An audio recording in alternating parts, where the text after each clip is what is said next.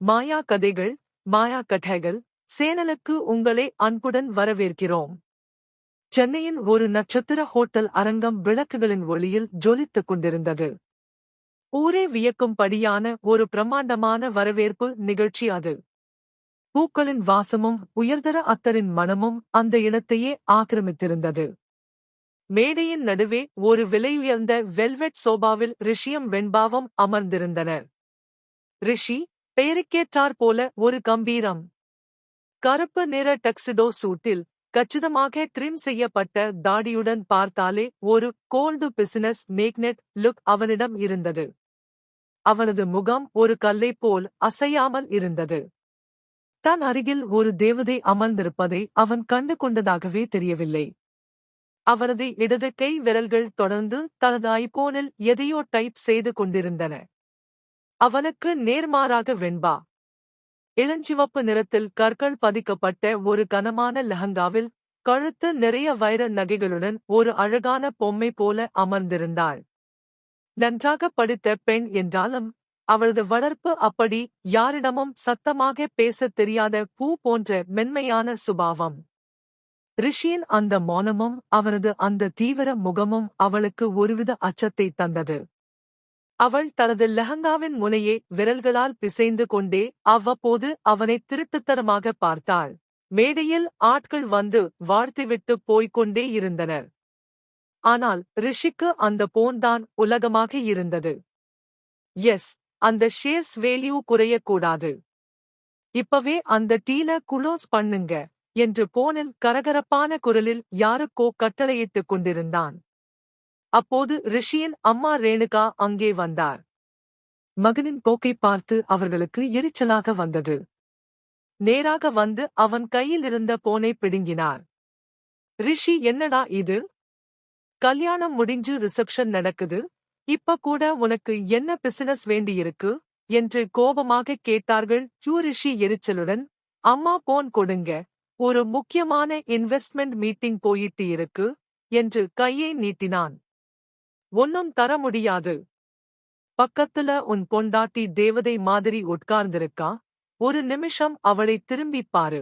அவகிட்ட ஒரு வார்த்தையாவது பேசினியா என்று ரேணுகா அதட்டலாக கேட்க, வெண்பா பயந்து போய் தலையை குனிந்து கொண்டாள். ரிஷி ஒரு பெருமூச்சை விட்டுவிட்டு, சும்மா இருங்கம்மா, அவ இங்கதானே இருக்கா, அப்புறம் பேசிக்கலாம், இப்ப அந்த போனை கொடுங்க என்று சொல்லி மீண்டும் போனை பிடுங்கினான். அவன் வெண்பாவை ஒரு முறை கூட திரும்பி பார்க்கவில்லை. அவனது உலகம் லாப நட்ட கணக்குகளில் மட்டுமே சுற்றிக் கொண்டிருந்தது. வெண்பாவிற்கு அழுகை முட்டிக்கொண்டு வந்தது. இவ்வளவு பெரிய கூட்டத்தில், இவ்வளவு அழகான மேடையில் தன் புருஷன் தன்னைக் கண்டுக்கவே மாட்டேங்கிறானே என்கிற ஏமாற்றம் அவளை வாட்டியது. ஆனால் ரிஷியின் அந்த டெரர் முகத்தை பார்த்ததும் அவளால் எதுவும் கேட்க முடியவில்லை. மௌனமாக அந்த மேடையின் ஒரு ஓரத்தில் ஒடுங்கிப் போய் அமர்ந்திருந்தாள். மேடையின் பிரம்மாண்டமான விளக்குகளுக்கு இடையே வெண்பாவின் தோழிகள் 4 அவள் அருகே கிசுகிசுப்பாக வந்தனர். வெண்பா, என்னடி இது?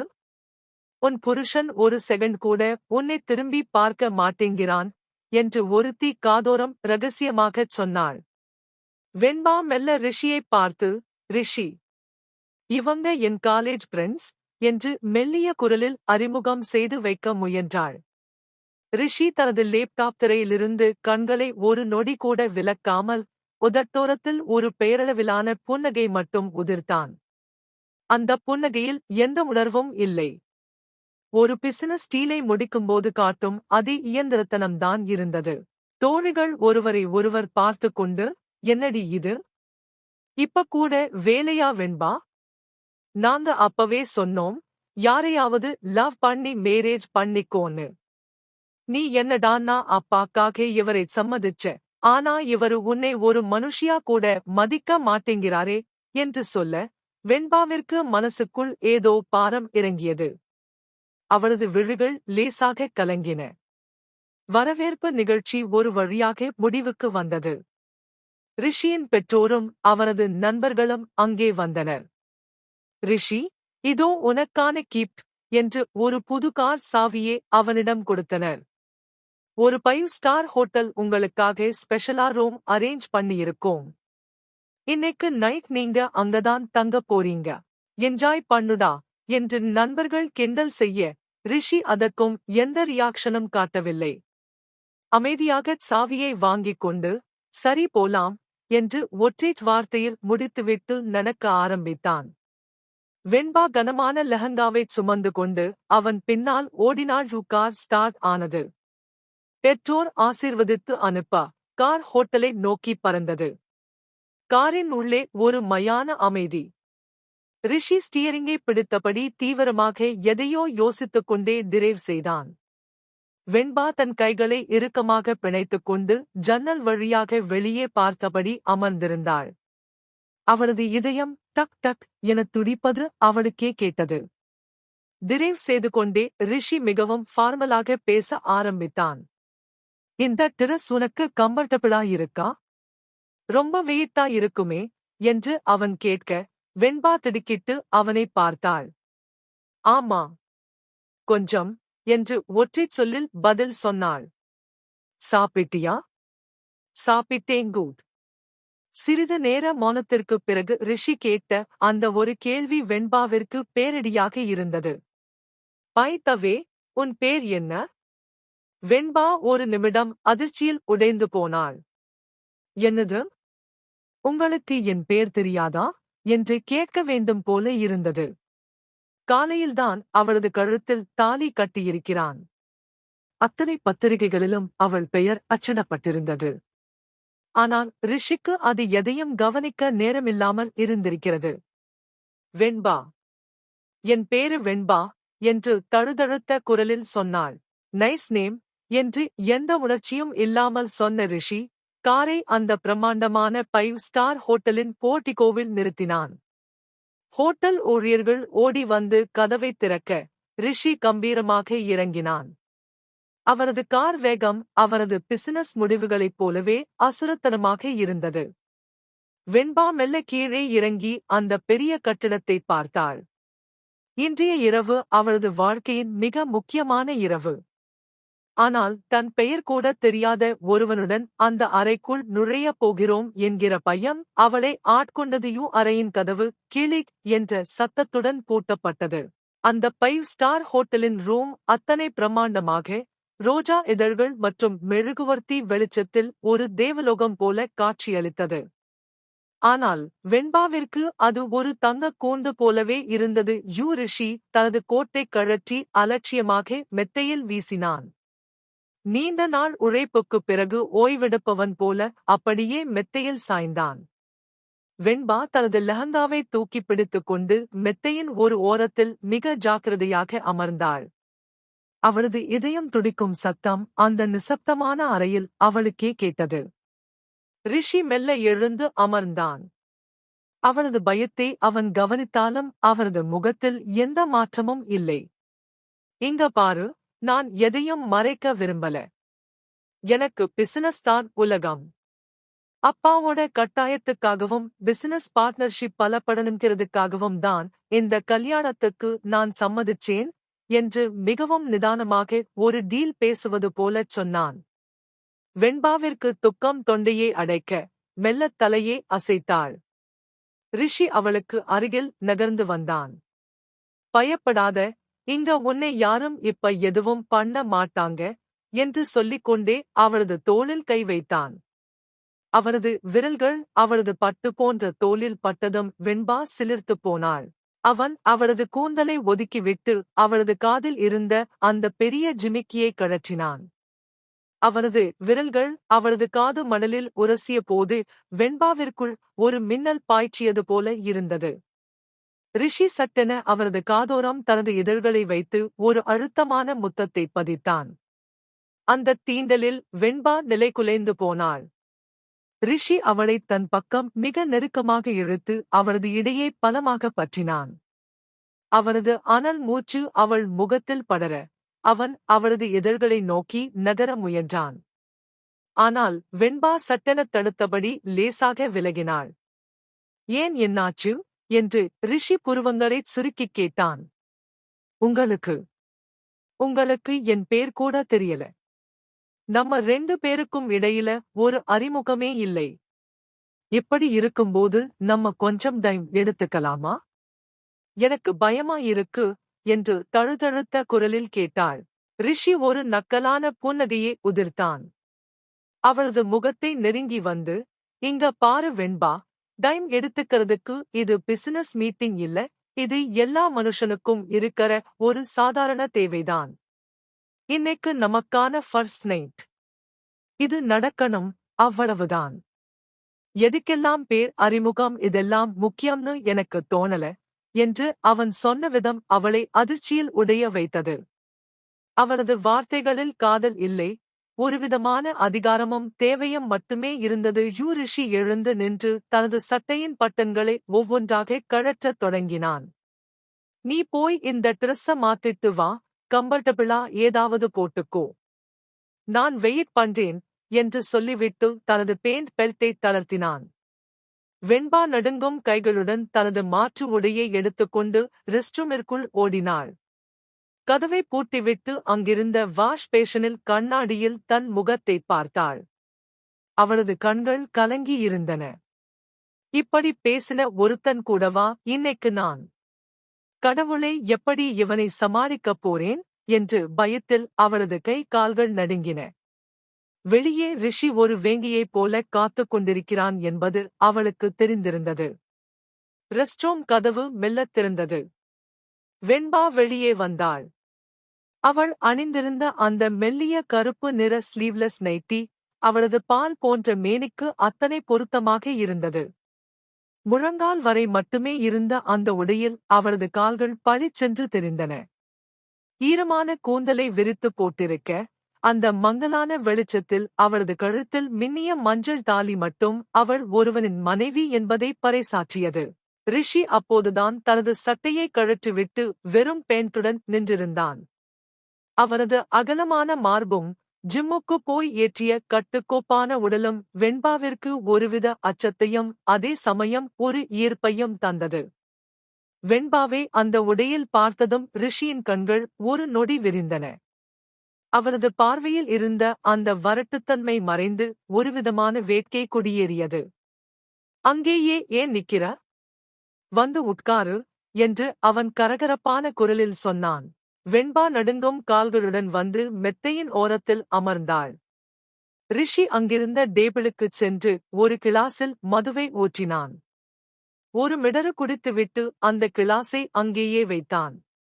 அவனது ஒவ்வொரு அசைவையும் வெண்பா பயத்தோடு பார்த்து கொண்டிருந்தாள். ரிஷி மெல்ல அவளை நோக்கி வந்தான். அவனது ஒவ்வொரு அடியும் வெண்பாவின் இதயத் துடிப்பை அதிகரிக்கச் செய்தது. அவன் அவளுக்கு மிக அருகில் வந்து அமர்ந்தான். அவனது மேனியின் சூடு அவளுக்கு உரைத்தது. ரிஷி ஒரு வார்த்தை கூட பேசாமல் அவளது இடையே கை வைத்து தன் பக்கம் இழுத்தான். வெண்பா திடுக்கிட்டு அவனது மார்பில் சாய்ந்தாள். ரொம்ப பயப்படுறியா என்று அவன் அவளது காதோரம் மிக ரகசியமாக கேட்டான். அவனது அனல் மூச்சு அவளது கழுத்தில் படர வெண்பா கண்களை இறுக்கமாக மூடிக்கொண்டாள். இல்ல, அது வந்து என்று அவள் தழுதழுக்க, ரிஷி அவளது தாடியை பிடித்து தூக்கி தன் பக்கம் திருப்பினான். பாரு வெண்பா, நான் ஆரம்பத்துல சொன்ன மாதிரி இது எனக்கும் ஒரு தேவைதான். ஆனா அதுக்காக உன்னை நான் கஷ்டப்படுத்த மாட்டேன். உனக்கு கம்ஃபர்டபிளா இருக்கற மாதிரிதான் நான் நடந்துப்பேன். ஆனா இன்னைக்கு நீ என் பொண்டாட்டிங்கிறத மட்டும் மறந்துராத, என்று சொல்லி அவளது நெற்றியில் ஒரு நீண்ட முத்தத்தை பதித்தான். அவனது முத்தம் மெல்ல கீழிறங்கி அவளது மூக்கு நுனி, பிறகு கன்னங்கள் என படர்ந்தது. வெண்பா அவளது அணைப்பில் ஒரு மெழுகைப் போல உருகத் தொடங்கினாள். ரிஷியின் கைகள் அவளது முதுகின் மென்மையை வருடிக்கொண்டே அவளது நைட்டியின் மெல்லிய ஸ்ட்ராப்பை தொட்டு மெல்லத் தடவின. ரிஷி, ப்ளீஸ், என்று அவள் முணுமுணுக்க, என்னடி? வேணாம்னு சொல்றியா இல்ல வேணும்னு சொல்றியா என்று அவன் குறும்பு கலந்த அதிகாரத்துடன் கேட்டான். அவன் அவளது கழுத்துச் சரிவில் தனது இதழ்களை அழுத்தி பதிக்க, வெண்பா அவளது தலைமுடியை தனது விரல்களால் இறுக்கப் பற்றிக் கொண்டாள். ரிஷி அவளை மெல்ல மெத்தையில் சாய்த்தான். அவளது பயத்தை நீக்கும் விதமாக அவளது கைகளைப் பற்றி முத்தமிட்டான். அவனது ஆதிக்கம் அவளுக்கு ஒரு புதிய அனுபவத்தை தந்தது. அந்த பெரிய அறையில் இப்போது அவர்களின் மூச்சுக்காற்று மட்டுமே சத்தமாக ஒலித்தது. ரிஷி அவளது இதழ்களை தனது இதழ்களால் சிறைப்பிடித்தபோது வெண்பா இந்த உலகத்தையே மறந்தாள். அறையின் விளக்குகள் அனைத்தும் அணைக்கப்பட்டு ஜன்னல் வழியே கசிந்த நிலவொளி மட்டும் அந்த பெரிய மெத்தையை நனைத்துக் கொண்டிருந்தது. ரிஷியின் அந்த முரட்டுத்தனமான அணைப்பிலும் அவரது உடலின் தகிக்கும் சூட்டிலும் வெண்பா மெல்ல தன்னை தொலைத்துக் கொண்டிருந்தாள். அவளது நடுக்கம் இப்போது பயத்தால் இல்லை, ஒருவிதமான புதிய வேட்கையால் உருவானது. ரிஷி அவளது இதழ்களை விட்டு விலகி அவளது கழுத்துச் சரிவுகளில் தனது முகத்தை புதைத்தான். அவனது கரகரப்பான தாடி முடி உரசிய போது வெண்பா சிலிர்த்துப் போனாள். அவனது தோள்களை இறுக்கமாக வெண்பா பற்றிக் கொண்டாள். ரிஷி, ஒரு மாதிரி இருக்கு என்று அவள் தழுதழுத்த குரலில் முணுமுணுத்தாள். என்னடி பண்ணுது? பயமாயிருக்கா? இல்ல பிடிச்சிருக்கா என்று அவன் அவளது காதோரம் தனது சூடான மூச்சுக்காற்றைச் செலுத்தி ரகசியமாகக் கேட்டான். அவரது குரலில் இப்போது அந்த பிசினஸ் மேனின் அதிகாரம் இல்லை, ஒரு வெறித்தனமான காதலனின் வேட்கை மட்டும் இருந்தது. வெண்பா பதில் சொல்ல முடியாமல் அவரது மார்பில் முகம் புதைக்க ரிஷி அவளது அந்த மெல்லிய நைட்டியின் தடையை மெல்ல நீக்கினான். அவளது பால் போன்ற மேனி அந்த நிலவொளியில் ஜொலிக்க ரிஷி ஒரு நிமிடம் ஸ்தம்பித்துப் போனான். வெண்பா, நீ இவ்வளவு அழகா இருப்பன்னு நான் நினைக்கவே இல்லேடி என்று சொன்னவன் அவளது இடையே பலமாக பிடித்து தன் பக்கம் இன்னும் நெருக்கமாக இழுத்தான். ரிஷி, வலிக்குது. மெதுவா என்று அவள் சினிங்க, வலிச்சாதாண்டி அது காதல்.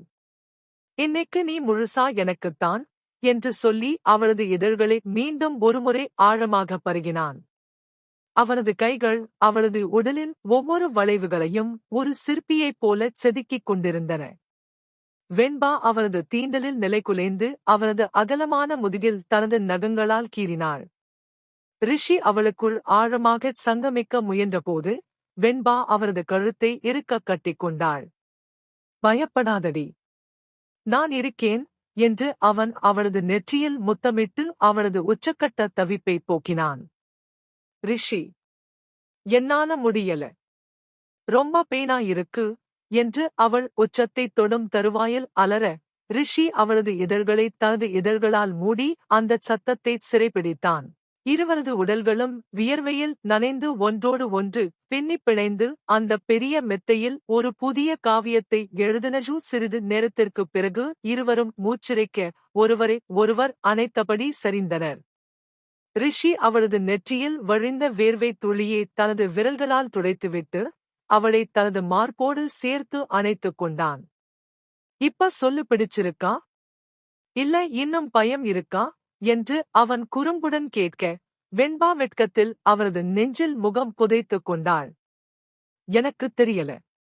ஆனா நீங்க ரொம்ப மோசம் என்று அவள் முணுமுணுக்க ரிஷி உரக்கச் சிரித்தான். மோசமானவன்தான். ஆனா உன் புருஷன் இனிமே எப்பவும் இப்படித்தான் என்று சொல்லி அவளை இன்னும் இருக்க அணைத்துக் கொண்டான். அந்த பெரிய ஹோட்டல் அறையில் தங்களின் பெயர் கூட தெரியாமல் நுழைந்த அந்த இரு இதயங்களும் இப்போது ஒரு ஆழமான பந்தத்தால் பிணைக்கப்பட்டிருந்தன. ஆனால் விடிந்ததும் ரிஷி பழையபடி ஒரு இரும்பு மனிதனாக மாறிப்போனான். வீட்டுக்கு வந்ததும் அவளிடம் ஒரு புன்னகையை கூட சிந்தவில்லை. அவனது கண்கள் மீண்டும் அந்த பங்குச் சந்தை எண்களையும் பிசினஸ் கோப்புகளையும் மட்டுமே தேடின. மதியம் 1 மணி. ரிஷியின் அம்மா ரேணுகா ஒரு பெரிய டிபன் பாக்ஸை தயார் செய்து வெண்பாவிடம் கொடுத்தார். வெண்பா, ரிஷி காலையில சரியா சாப்பிடல. நீயே நேர்ல போய் இதை கொடுத்துட்டு வா. புது பொண்ணு அப்படியே ஆபீஸைச் சுத்தி பார்த்த மாதிரி இருக்கும் என்றார். வெண்பாவிற்கு பயம் வயிற்றை குமட்டியது. அத்தே, அவர் கோபப்படுவாரா என்று மெல்லக் கேட்டாள். உன் புருஷன்தானே, போயிட்டு வா என்று அவர் தள்ளிவிட வேறு வழியின்றி வெண்பா கிளம்பினாள். கார் அந்த பிரம்மாண்டமான ஆர்சூட்எஸ் குரூப் அலுவலகத்தின் முன்னால் நின்றது. லிப்டில் ஏறி சிஇஓ கேபின் அருகே சென்றபோது உள்ளே இருந்து ரிஷியின் சிம்மக்குரல் இடிமுழக்கமாகக் கேட்டது. எந்த தைரியத்துல இந்த ஃபைலை என்கிட்ட கொண்டு வந்தீங்க? Get out. இப்பவே எல்லாரும் வெளியே போங்க. கதவை திறந்து கொண்டு மேனேஜர்கள் மூவர் வியர்க்க விறுவிறுக்க வெளியே ஓடி வந்தனர். வெண்பா நடுங்கும் கைகளுடன் உள்ளே நுழைந்தாள். ரிஷி தனது கோட்டை கழற்றி எறிந்துவிட்டு சட்டையை கையில் மடித்துவிட்டபடி மேஜை மேல் சாய்ந்து ஆத்திரத்துடன் மூச்சுக் காற்றைச் சீறிக் கொண்டிருந்தான். யாரோ உள்ளே வந்ததை உணர்ந்து நிமிராமலேயே, யாரது? வெளியே போகச் சொன்னேன்ல என்று கர்ஜித்தான். அது நான்தான். வெண்பாவின் குரல் மிக மெல்லியதாக ஒலித்தது. ரிஷி சட்டென தலை நிமிர்ந்தான். அங்கே வெண்பா கையில் பாக்ஸுடன் பயந்து போய் நிற்பதைப் பார்த்ததும் அவரது கண்கள் ஒரு நிமிடம் அவளது அழகில் நிலைத்தன. இன்று அவள் ஒரு மெல்லிய லேவண்டர் நிற லேஸ் ஒர்க் செய்த கிராண்ட் குர்த்தி அணிந்திருந்தாள். கைகளில் மெல்லிய கண்ணாடி வளையல்கள் கலகலவெனச் சத்தம் எழுப்ப, கூந்தலை விரித்து போட்டு நெற்றியில் ஒரு சின்ன கருப்பு பொட்டுடன் ஒரு ராஜகுமாரி போல தெரிந்தாள். ஆனால் அடுத்த நொடியே ரிஷி தனது கோல்ட் முகத்தைக் கொண்டு வந்தான்.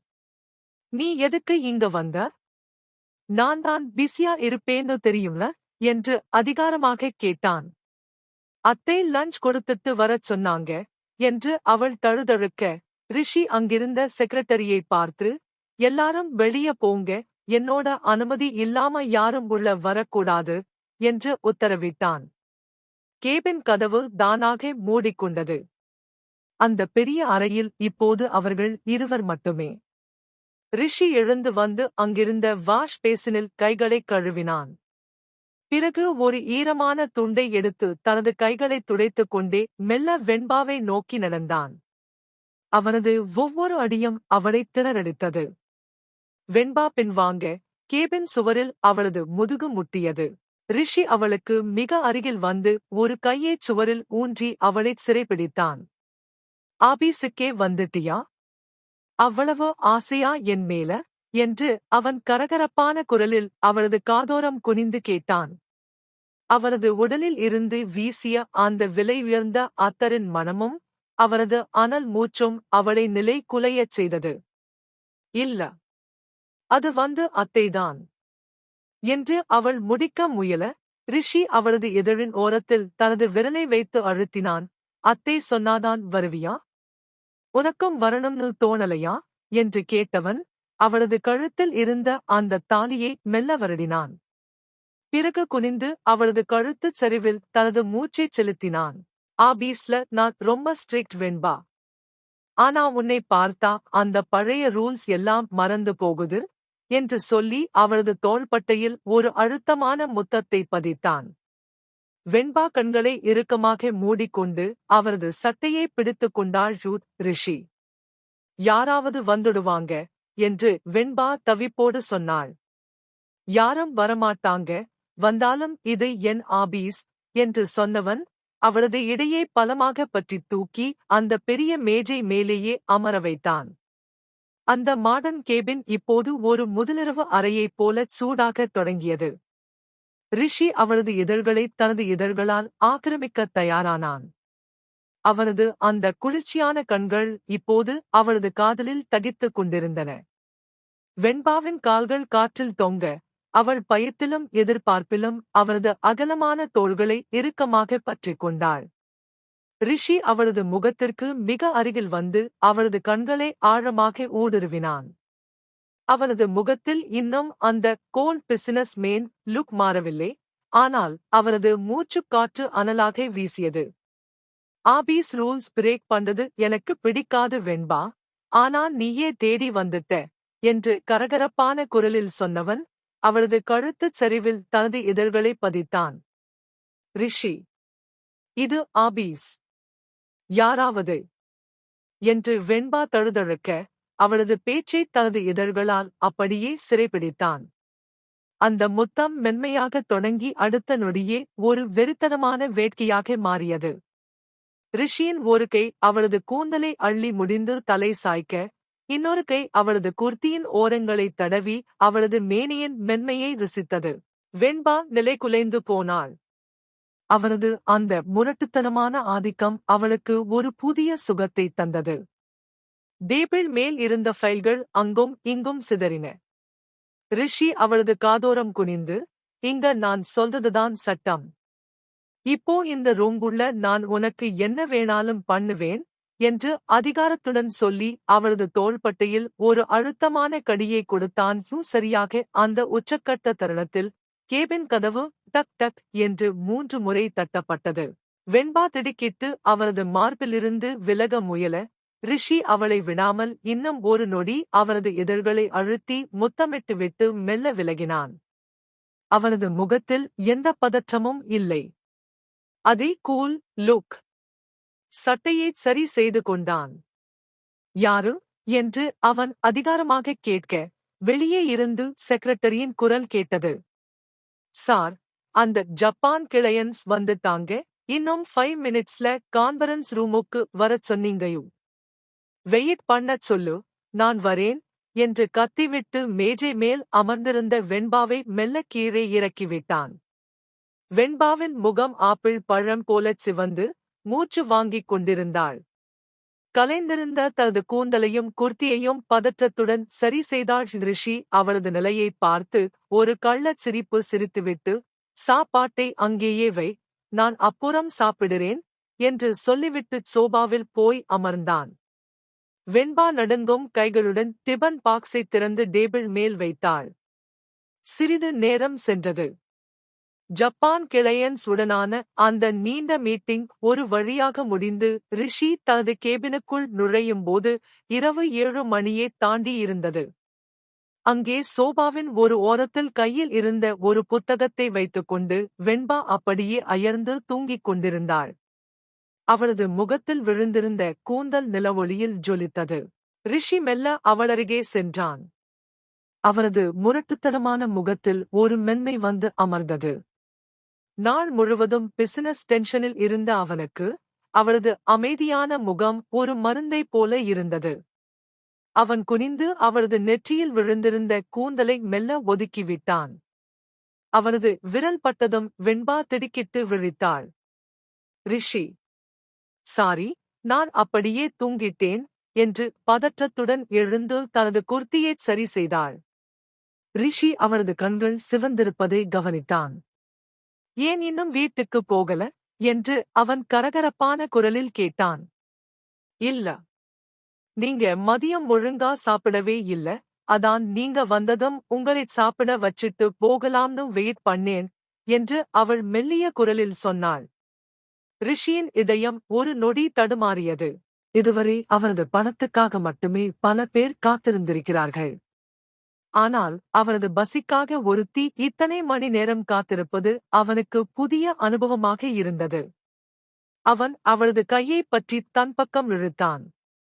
சாப்பாடு அப்புறம் இருக்கட்டும், முதல்ல எனக்கு ஒரு எனர்ஜி பூஸ்டர் வேணும் என்று சொன்னவன் அவளை அப்படியே தூக்கி தனது மடியில் அமர வைத்தான். வெண்பா அவரது கழுத்தை இறுக்கக் கட்டிக்கொண்டாள். ரிஷி, இது ஆபீஸ் என்று அவள் தழுதழுக்க, ரிஷி அவளது இதழோரம் குனிந்து, இது என்னோட சாம்ராஜ்யம் வெண்பா. இங்க நான் நினைக்கிறதுதான் நடக்கும் என்று சொல்லி அவளது கழுத்துச் சரிவில் தனது முகத்தை புதைத்தான். அந்த பிரம்மாண்டமான கண்ணாடி ஜன்னலுக்கு வெளியே சென்னை மாநகரம் மின்மினிகளைப் போல ஜொலித்துக் கொண்டிருக்க, கேபினுக்குள் ரிஷியின் ஆதிக்கமும் வெண்பாவின் மௌனமான சரணடைதலும் ஒரு புதிய காதலை தொடங்கி வைத்தது. தங்களின் பெயர் கூட தெரியாமல் தொடங்கிய அந்த உறவு இப்போது ஒரு அழகான பந்தமாக மாறியிருந்தது. மாயா கதைகள், மாயா கதைகள் சேனலின் இந்த விறுவிறுப்பான கதை உங்களுக்கு பிடித்திருந்தால் மறக்காமல் லைக் செய்து சப்ஸ்கிரைப் செய்யுங்கள்.